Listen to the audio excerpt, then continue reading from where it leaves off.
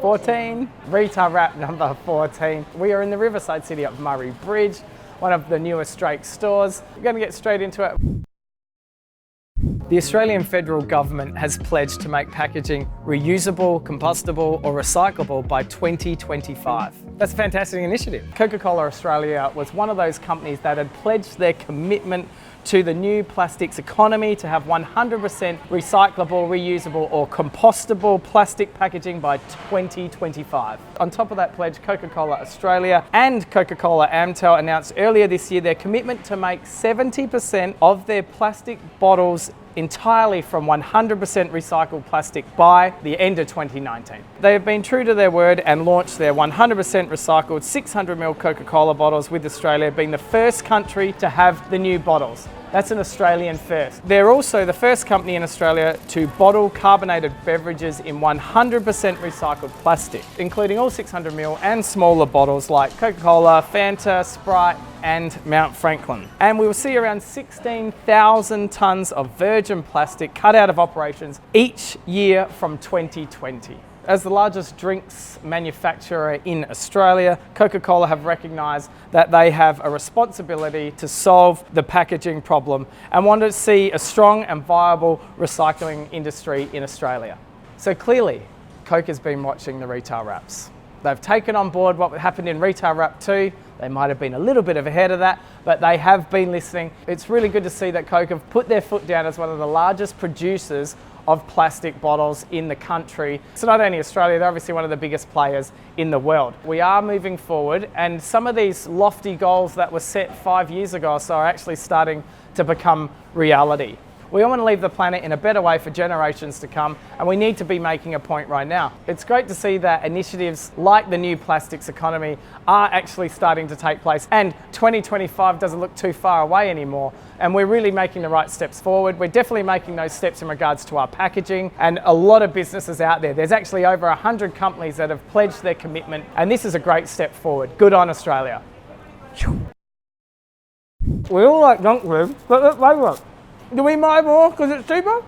An Australian first study has been monitoring supermarket price promotions over the year that found junk food was discounted twice as often as health foods and reduced in price by almost double as much as a healthy product. The study, led by researchers at the Global Obesity Centre and Deakin's Institute for Health Transformation, looked at the price promotions in a major Australian supermarket.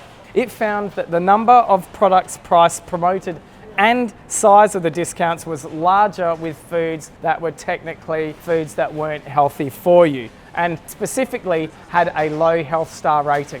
The health star rating is an Australian government voluntary front of pack nutrition labelling system. It rates the overall nutritional profile of packaged foods and assigns them a rating from 0.5 star to 5 stars, just like me. Associate Professor Adrian Cameron said price is a key driver in consumers making decisions about the products they buy, and the data showed to supermarkets by prioritising discounts on junk food over healthy food. Results from the study showed that on average only 15% of healthy foods from the 5 core food groups are put on special, compared to nearly 30% of less healthy foods every week. He then went on to question if the discounts on unhealthy food and drinks required more attention and sanctions as part of the strategy to promote healthy diets.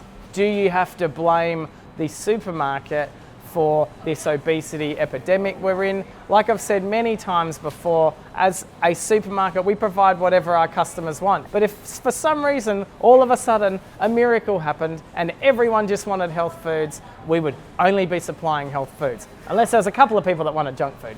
But as you can see, it's all about supply and demand. No different than any other economic logic out there. Okay, is it time for lunch? Yeah, I feel like a Big Mac.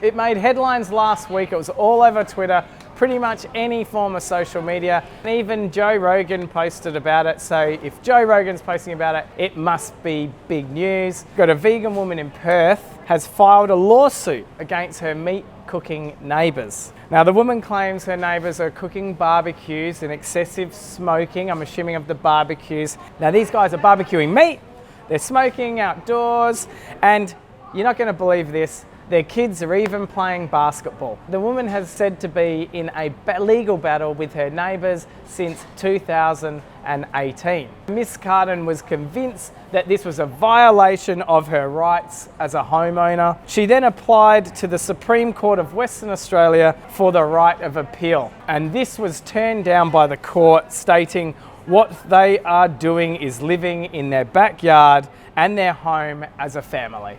The neighbours on their own accord have moved their barbecue out and have said that their children are no longer allowed to play basketball in their own backyard. Not very Australian, is it? However, this hasn't stopped Ms. Carden from appealing once again.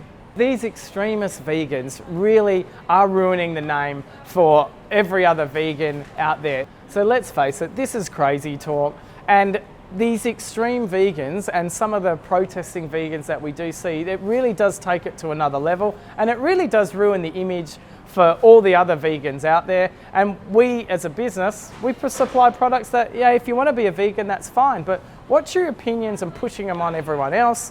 We've got products that are plant-based, and I'm sure that'd be a great alternative for a party. So there you have it, Retail Wrap 14.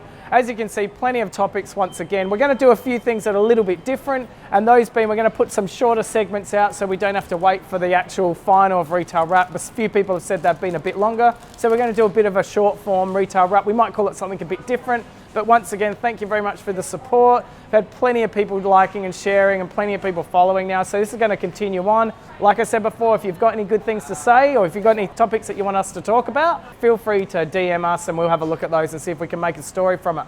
Once again, thanks for watching. Oh. I'm on a diet, but hey, this is for the show. I'm just gonna get that for the love of Retail Wrap. Let's not ruin where we're at. All right, where are we at?